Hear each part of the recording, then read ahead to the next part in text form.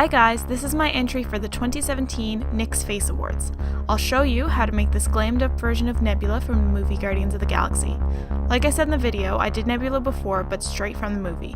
I can see improvement in myself over the years and I wanted to recreate this look.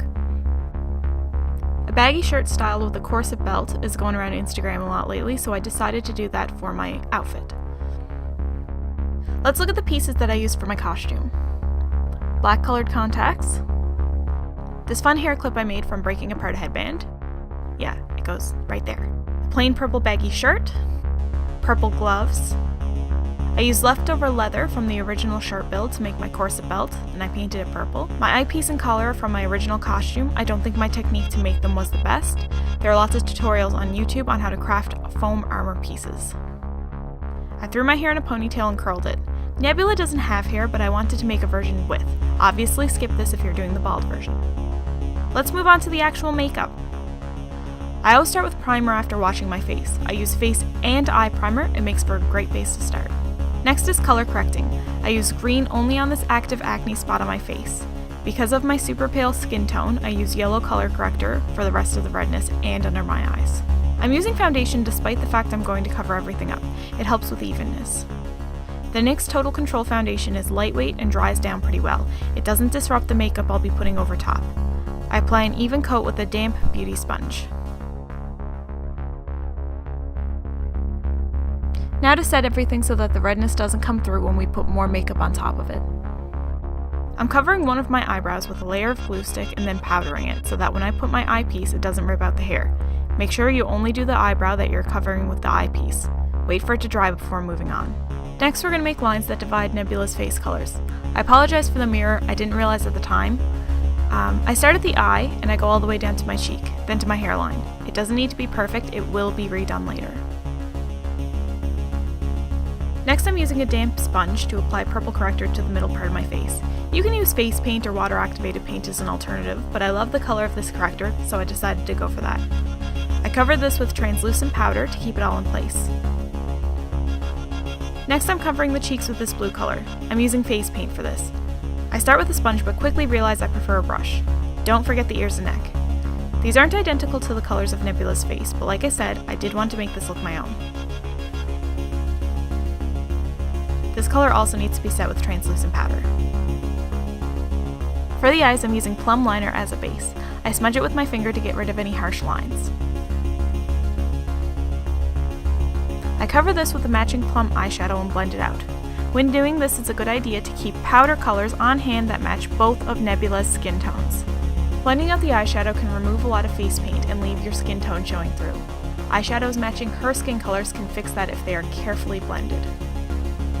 Pack on as many layers as you want. I personally like using one eyeshadow color to achieve a smoky eye effect, but do whatever style you are comfortable with.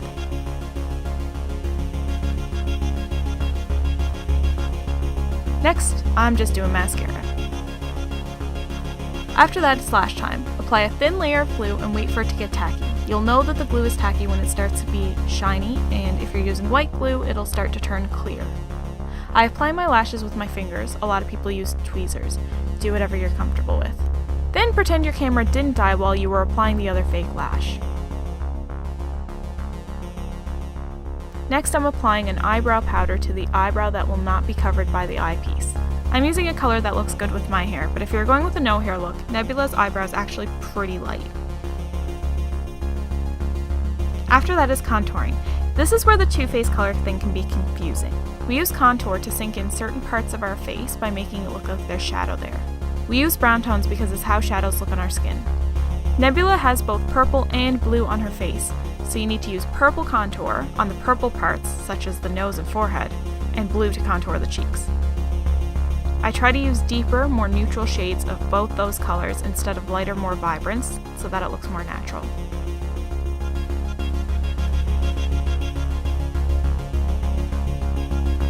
If you accidentally take off some of the makeup while blending like I did, you can use the eyeshadow that matches Nebula's skin tones to help get the color back where it was.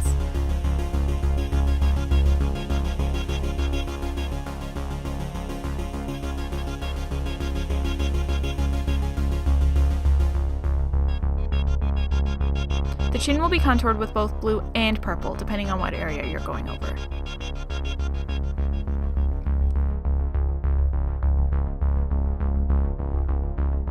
Nebula has lines all over her face. My suggestion is that if you want to get it perfect, look at reference photos. I ultimately decided to make the lines dark so that you could see them well on camera.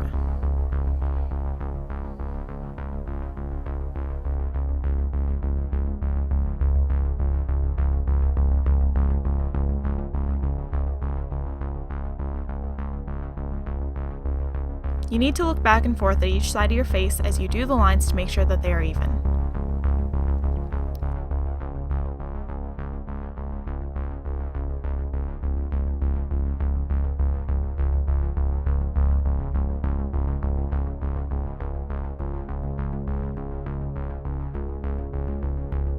Last, go over the lines separating your facial colors, even if your camera dies. Again. You can totally skip lipstick, but I had this nice soft lilac color that I could totally see Nebula wearing.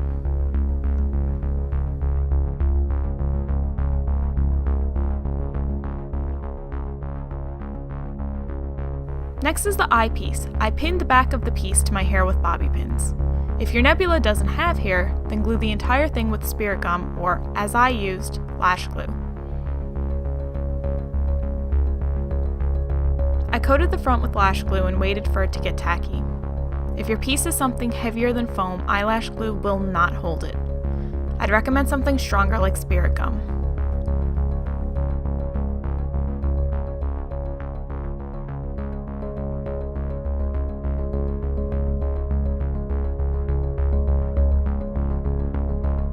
Once everything dried and was in place, it stayed really well.